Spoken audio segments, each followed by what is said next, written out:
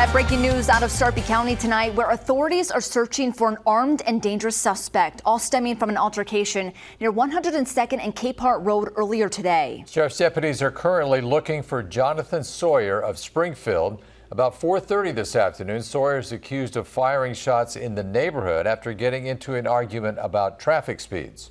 Before he was able to be apprehended, deputies say he drove from the scene in a white 2011 Ford F-150 truck. Nebraska license plate WZP985. He's being charged with third-degree assault, terroristic threats also, and the use of a weapon to commit a felony.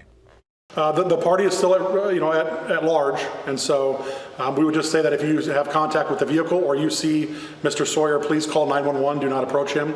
Call 911 and let law enforcement do their job. Sawyer is considered armed and dangerous. Again, call police if you see him.